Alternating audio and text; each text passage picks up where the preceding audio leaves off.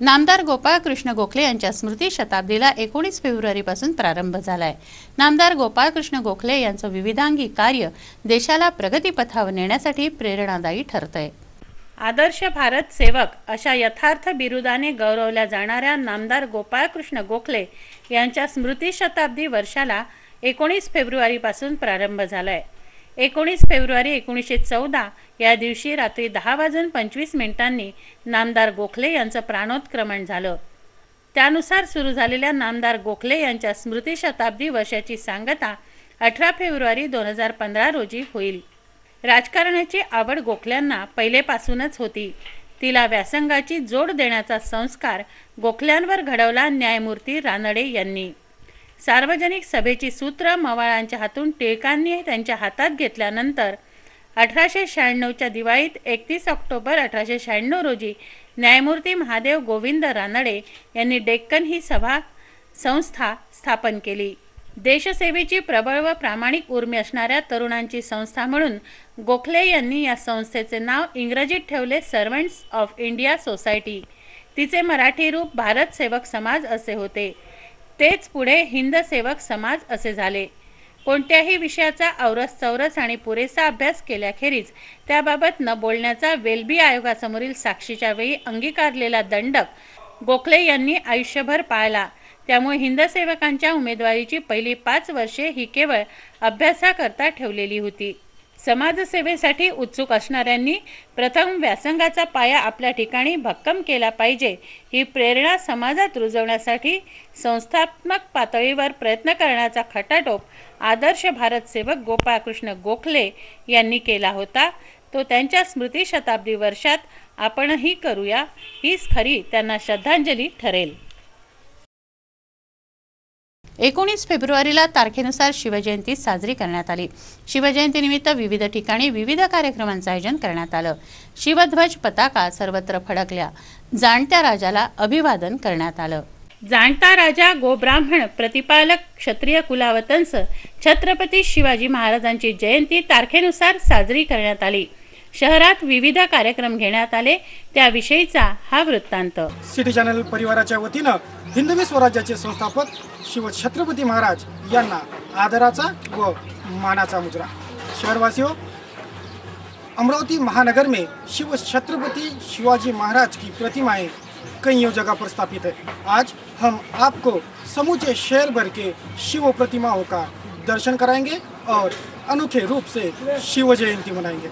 सर्वप्रथम आपको जानकारी दे दें, हम जिस जगह पर खड़े हैं वो इलाका है महाजनपुरा और हम महाजनपुरा के गेट पर खड़े हैं और इसी गेट पर स्थापित है छत्रपति शिवाजी महाराज की यह प्रतिमा।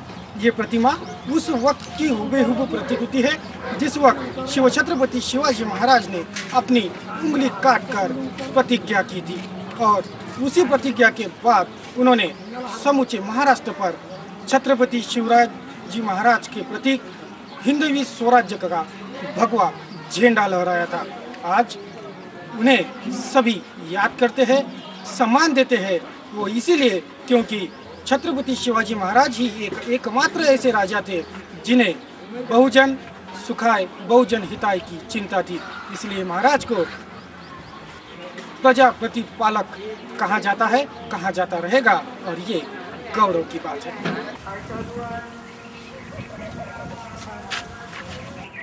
महाजनपुरा गेट पर स्थित शिव प्रतिमा आपने देखी। अब आपको हम ले आए हैं महानगर के शिव टेकड़ी पर।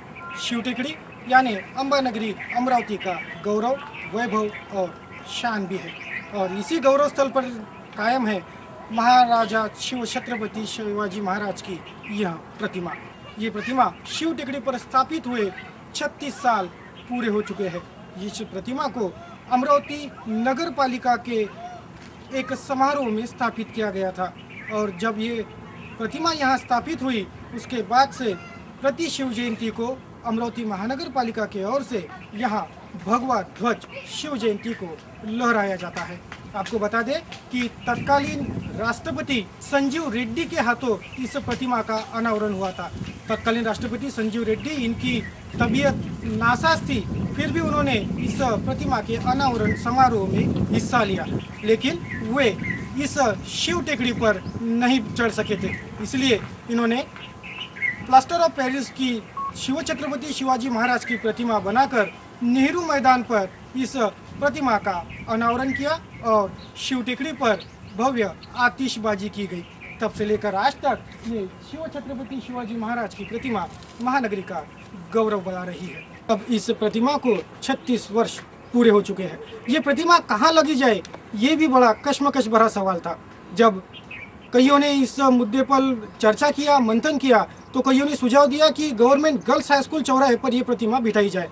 उसके बाद कुछ लोगों ने इस प्रतिमा का स्थान अन्य जगहों पर भी बताया, लेकिन जब कईयों ने मंथन किया तब जाकर ये जगह सभी को अच्छी लगी, क्योंकि अमरावती की ये शिव टेकड़ी यानी पुरातन माल टेकड़ी वो परिसर है जो समूचे अमरावती से देखा जा सकता है।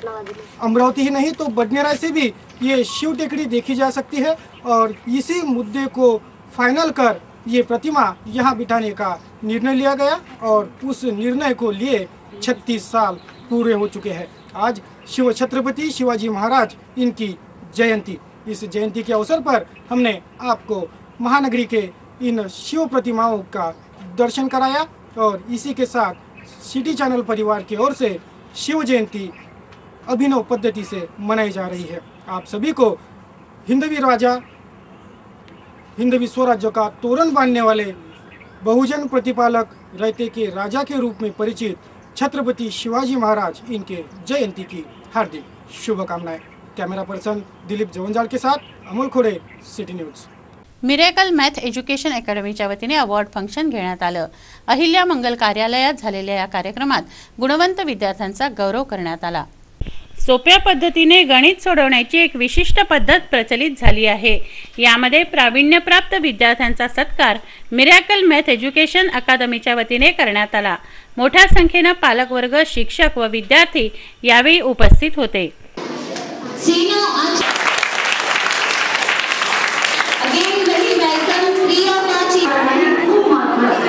मुलांना मैदानी खेळ खेळायला शिकवा, जास्त फिजिकल ऍक्टिव्हिटी करायला शिकवा, त्याच्यामुळे फिजिकल जर मुलं फिट राहिले, जर याची कमतरता आपण परिपूर्ण केली, जर त्यांना खायला चांगल्या सवयी लावल्या, जर आपण घरी केलेलं अन्न त्यांना प्रोव्हाइड केलं, तर मला नाही वाटत मुलं बाहेरून येते।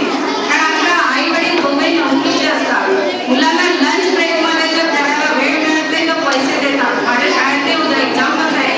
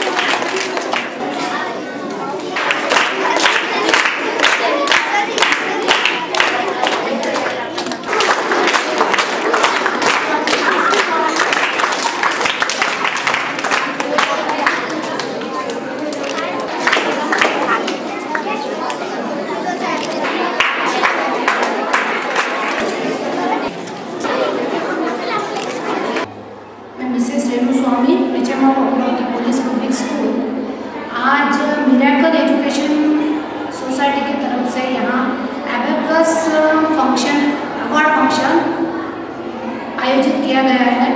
यहाँ हमारे स्कूल के अमरावती पुलिस पब्लिक स्कूल के 11 मेडल्स और एक ट्रॉफी यहाँ पर मिली है।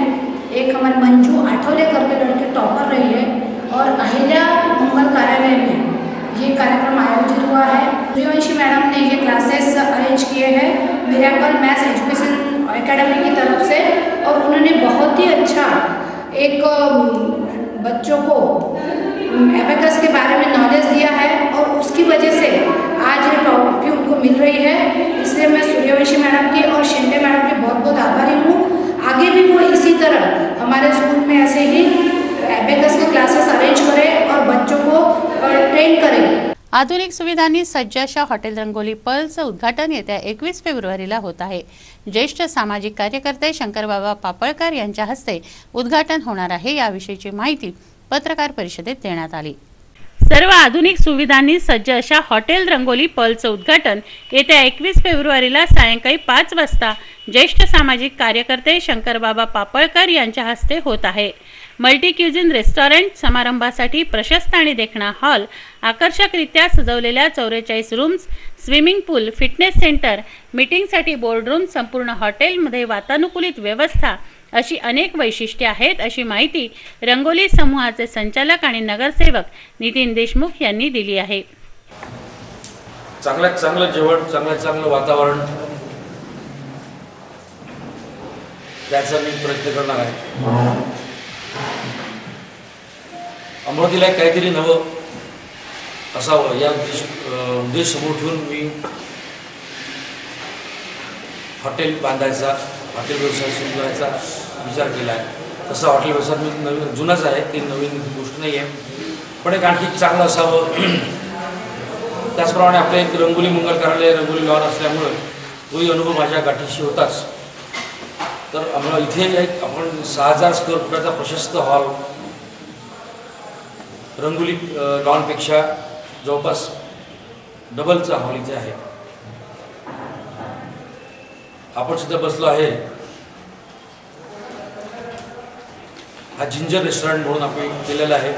वरचा जो बँकेट हॉल आहे त्याला आपण राघवेंद्र हॉल वडिलांच्या नावाने मी ते सुरू करत आहे। आणि 21 तारखेला माननीय श्री शंकरराव पापळकर यांच्या हस्ते त्या हॉटेलचं उद्घाटन होणार आहे। 22 तारखेपासून पब्लिकसाठी रेस्टॉरंट आणि लॉजिंग सुरू होणार आहे। समारंभाच्या अध्यक्षस्थानी पोलीस आयुक्त अजित पाटील राहणार असून शहरातील मान्यवरांना यासाठी आमंत्रित करण्यात आलं आहे। नवाथे चौक परिसरात प्रशस्त जागेवर उभारण्यात आलेल्या हॉटेल रंगोली पर्लमध्ये आधुनिक स्ट्रक्चरल डिझाईनचा वापर करून भव्य आणि सर्व सुविधांनी सज्ज असा हॉल सज्ज करण्यात आला आहे।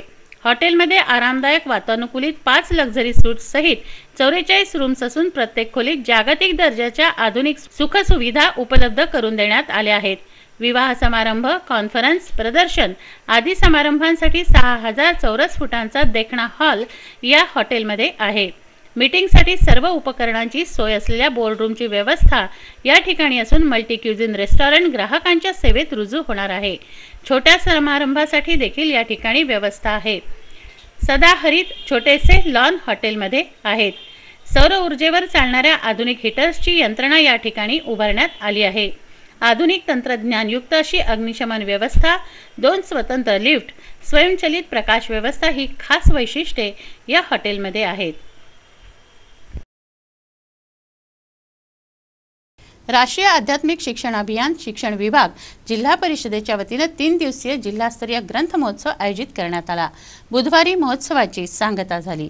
बुधवारी सकाळच्या सत्रात परिसंवादाचं आयोजन ग्रंथ महोत्सवादरम्यान करण्यात आलं। बदलत्या वास्तवातील वाचन संस्कृती या विषयावर झालेल्या परिसंवादात लेखक व चित्रकार सुनील यावलीकर यांनी मत मांडलं। सुप्रसिद्ध लेखक चंद्रकांत वानखडे यांच्या अध्यक्षतेखाली हा कार्यक्रम घेण्यात आला।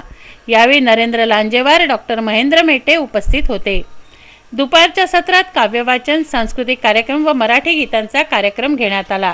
त्यानंतर समारोपीय कार्यक्रम पार पडला। ज्या माध्यमाचा मीडिया, जी इलेक्ट्रॉनिक्स मीडिया आहे तिचा जो आता आजकाल वाचन संस्कृतीवर दुष्परिणाम होऊन राहिला आणि नेमकं वाचन संस्कृती वाढली पाहिजे, ग्रंथालय वाढली पाहिजे, एक सामाजिक चळवळ झाली पाहिजे, भविष्यातले चांगले ग्रंथालय निर्माण झाली पाहिजे, वाचक निर्माण झाला पाहिजे, या उद्देशानं राष्ट्रीय माध्यमिक शिक्षा अभियान